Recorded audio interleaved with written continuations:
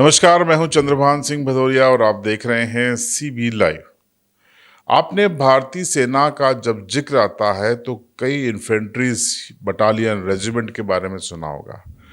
उनमें से कुछ जातियां ब्रिटिश काल से ही कुछ खास लड़ाकू जातियों के नाम पे है, जैसे Rajputana rifles, jot regiment, Sikh regiment, Gorkha battalion, Gorkha regiment, Mahar regiment. इस तरीके की कई बटालियन हैं। हालांकि पहले इनमें से इसी जाति के लोग होते थे, लेकिन अब मिश्रित भर्ती होने लगी है।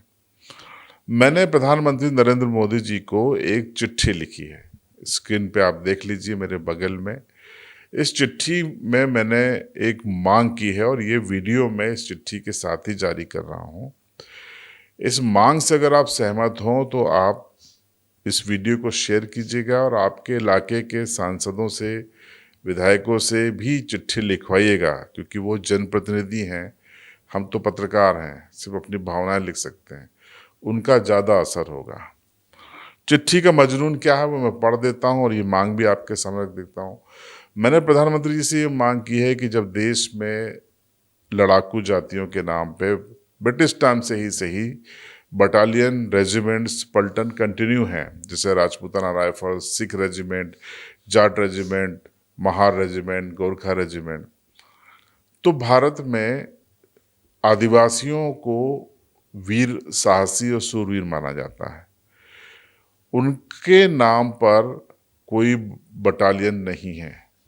अब मैं जिस इलाके में रहता हूँ मध्य प्रदेश में, उसकी बात करता हूँ। मध्य प्रदेश में भील, भिलाला और गोंड, 3 जातियों की यहाँ पर बहुलता है और ये तीनों जातियाँ सुवीर मानी जाती है। वीरता इनमें कूट कूट के भरी है। फिटनेस की बात करें तो इनका कोई सानी नहीं है। मैंने देखा हमारे इलाके में पहाड़ों पर चढ़ जाते हैं, जहाँ हम लोग थोड़ा सा चढ़ने पर हाँफते हैं, ये लोग आसानी से चढ़ जाते हैं।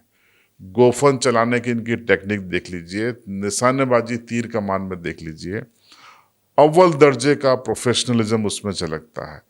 तो क्या उनके इस साहस का, इस निशानेबाजी का, हर परिस्थितियों में खुद को सरवाइव करने का, किन हालातों में रहते हैं, घने जंगल, पहाड़ और ऐसी विपरीत परिस्थितियों में, कहीं नदियों के किनारे, कहीं घने जंगल में, कहीं पानी नहीं दे पाई सरकार तो जमीन, नदी के किनारे पानी खोद के झीरी बना के पी लेते हैं, लेकिन सरवाइव करते हैं जीवटता के साथ। तो ऐसी बहादुर आदिवासी जातियों के नाम पर एक बटालियन क्यों नहीं हो सकती, एक से ज़्यादा पलटन क्यों नहीं हो सकती? भील पलटन, भिलाला पलटन, गोंड पलटन या Gond regiment, Bhil regiment, Bhilala regiment क्यों नहीं हो सकती? और इससे क्या फ़ायदा होगा? वैसे आज भी हमारे इलाके के पश्चिमी मध्य प्रदेश के आदिवासी भाई सेना में, पैरामिलिट्री में ज़बरदस्त तरीके से प्रदर्शन करके एंट्री पा रहे हैं, लेकिन अलग अलग हैं। हम चाहते हैं कि जो ये गौरव है हमारे देश का, ये जो जाति है, आदिवासी एक गौरव है इस देश का और मूल निवासी है इस पूरे इलाके का, तो उसके नाम पे आर्मी में एक रेजिमेंट होनी चाहिए और युवाओं को उस रेजिमेंट के माध्यम से भर्ती करके मुख्य धारा में भी लाना चाहिए।